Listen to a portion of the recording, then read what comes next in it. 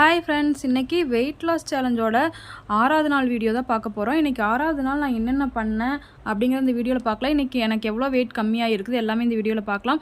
புதுசாக நம்ம சேனல் பார்க்குறவங்க சப்ஸ்கிரைப் பண்ணுங்கள், பெல் பட்டன் ஆலில் போடுங்க, சப்போர்ட் பண்ணுங்கள் ஃப்ரெண்ட்ஸ். உங்கள் ஃபீட்பேக் வந்து கமெண்ட் பண்ணுங்கள், அதே எனக்கு மோட்டிவேஷனலாக இருக்கும். இன்றைக்கி பார்த்திங்கன்னா நான் காலையில் என்ன லஞ்ச் எடுத்துகிட்டேன்னு பார்த்தீங்கன்னா, கேரட் வந்து ஒரு 1/2 கிலோ வாங்கியிருந்தேன். அந்த கேரட் தான் பொரியலாக செஞ்சு உங்களுக்கு தேவைப்பட்டால் நீங்கள் வந்து கேரட்டுக்கு வந்து அதாவது தேங்காய் போட்டுக்கலாம், இல்லைனா தேங்காய் போடாமீங்க நீங்கள் பண்ணிக்கலாம். உங்கள் விருப்பம் தான், உங்களுக்கு பிடிச்சா நீங்கள் போட்டுக்கலாம், இல்லைனா வேண்டியதில்லை. ஆனால் தேங்காய் போட்டுங்க, உடம்புக்கு ரொம்ப ரொம்ப நல்லது. ஓகேங்களா.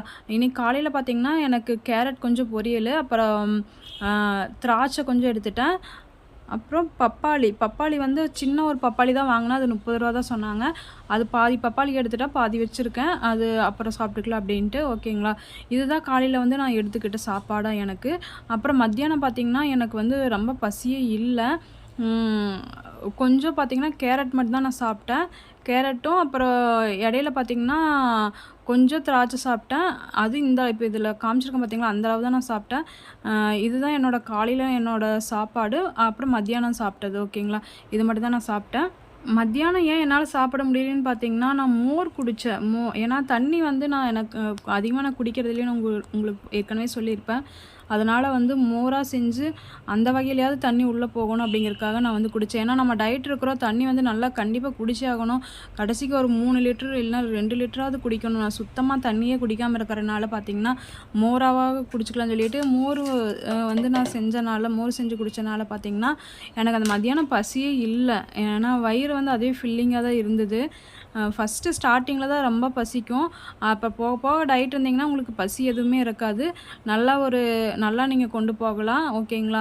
நீங்கள் ஃபுட்டு வந்து இந்த ரோட்டு கடையில் வந்து ரோட்டில் போகும்போதெல்லாம் வந்து அந்த வாசம் அது மாதிரியா பார்க்காம இருந்தீங்கன்னா போதும், கண்டிப்பாக உங்களுக்கு சாப்பிடணும்னு தோணாது.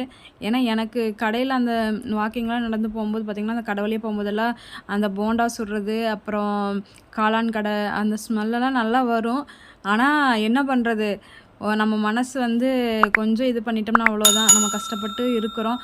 ஏதோ ஒரு நாள் வந்து சீட் பண்ணலாம், அதுக்குன்ட்டு வந்து நம்ம ஒரு நாள் சாப்பிட்டோம்னா அடுத்த நாள் அதே தோணும். நீங்கள் சீட் பண்ணி நீங்கள் ஒரு நாள் டயட் இருக்கலாம், அது ஒன்றும் பிரச்சனை இல்லை. ஆனால் என்னென்னா நம்ம நல்ல ஃபுட்டாக எடுத்துக்கணும். இந்த காளான் இதெல்லாம் சாப்பிட்டா அதில் என்னென்னமோ போடுவாங்க, என்ன சேர்க்குறாங்கன்னு நமக்கு தெரியாது. அது நமக்கு வந்து இன்னும் வந்து நம்ம கஷ்டப்பட்டு டயட் இருந்து பார்த்திங்கன்னா அடுத்த நாளே பார்த்திங்கன்னா உங்களுக்கு வெயிட் ஏறும். அப்புறம் வெயிட் மறுபடியும் கம்மி பண்ணுறதுக்கு கஷ்டமாக இருக்கும். மறுபடியும் ஒரு 2 நாள் ஆகும் அதை கம்மி பண்ணுறதுக்கு. அதனால் வீட்லேயே நீங்கள் ஹெல்த்தியாக செஞ்சு உங்களுக்கு சாப்பிட விருப்பம் இருந்துச்சுன்னா வீட்லேயே செஞ்சு சாப்பிட்லாம். ஓகேங்களா. முடிஞ்ச அளவு வெளியில் சாப்பிட்றத வந்து குறைச்சிக்குங்க. இந்த உடம்பு வந்து கம்மி பண்ணணும்னு நினைக்கிறவங்க. நம்ம ஒரு நல்ல ஒரு விஷயத்துக்காக போயிட்டுருக்கோம். இடையில நிறையா தடங்கள் வரும். ஃபேமிலி ப்ராப்ளம், அப்புறம் இது மாதிரியா சாப்பாட்டு ப்ராப்ளம், அப்புறம் நிறையாவே வரும். இதெல்லாம் தாண்டி தான் போகணும். அப்புறம் கோயில் ஃபங்க்ஷன் அது மாதிரி வரும், வெளியில் எங்கேயாவது போக வேண்டிய வேலை வரும், நிறையா எது வேணால் வரலாம். ஓகேங்களா. நான் சொல்கிறேன், எனக்கு மட்டும் வராது, எல்லாத்துக்குமே வரும். அது எல்லாமே தாண்டி தான் நம்ம வந்து நம்ம உடம்பை வந்து பாதுகாக்கணும். சீக்கிரமாக வெயிட் லாஸ் பண்ண விருப்பறவங்க இதெல்லாம் வந்து கட்டுப்பாடாக தான் இருந்தாகணும். ஏன்னா நான் 1 மாதம்லாம் கண்டிப்பாக நான் கம்மி பண்ணணுன்ட்டு இருக்கேன். அதனால் வந்து நான் வந்து கொஞ்சம் ஸ்ட்ரிக்டாக தான் இருக்கிறேன். சீட் பண்ணி கூட இருக்கலாம். வாரத்தில் ஒரு நாள் வந்து நமக்கு பிடிச்சதெல்லாம் சாப்பிட்டு அடுத்த நாள் வந்து டயட் திரும்ப ஸ்டார்ட் பண்ணலாம்.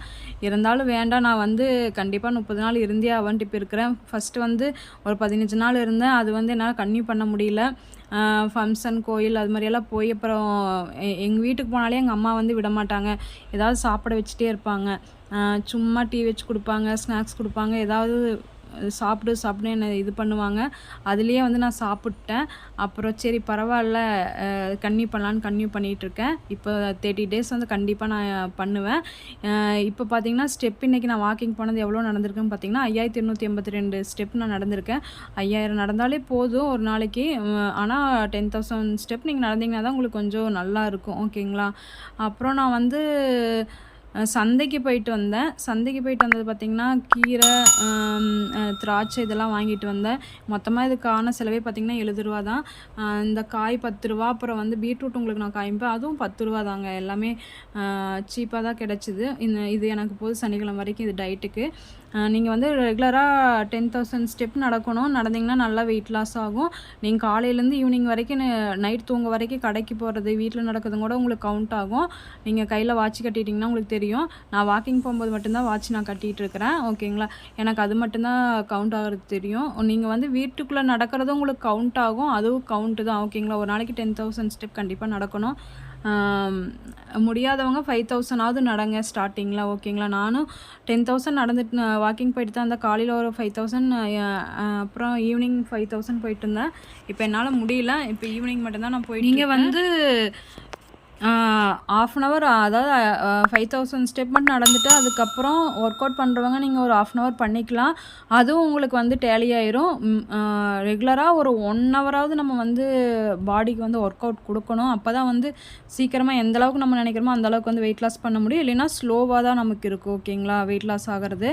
அப்புறம் நைட்டு டின்னர் பார்த்துட்டிங்கன்னா எனக்கு கேரட் கொஞ்சம் இருந்துச்சு, அதுவே நான் சாப்பிட்டேன். கேரட் கொஞ்சம், அப்புறம் பார்த்திங்கன்னா ப்ரோட்டீனுக்காக ஒரு முட்டை நான் எடுத்துட்டேன் வேக வச்சு.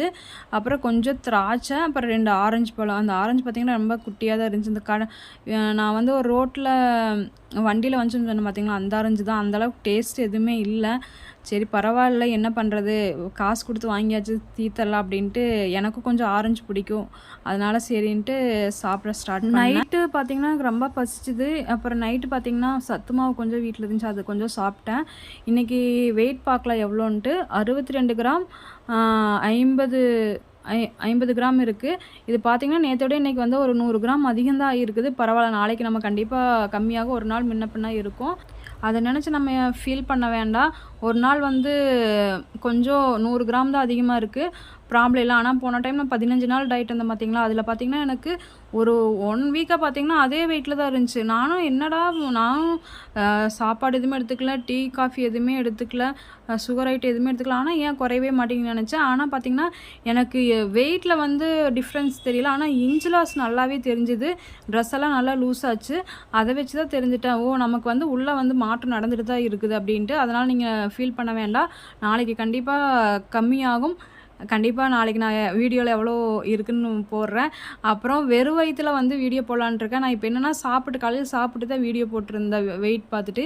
இனிமேல் எம்டி ஸ்டொமக்கில் வந்து நான் வந்து வெயிட் வந்து செக் பண்ணி வீடியோ போடலான்ட்டு இருக்கேன். ஓகேங்களா, ஏன்னா நான் சாப்பிட்டு போகிறனால அது வெயிட் கொஞ்சம் அதிகமாக இருக்குது. ஆனால் சாப்பிட்றதுக்கு முன்னாடி பார்த்திங்கன்னா கம்மியாக இருக்குது.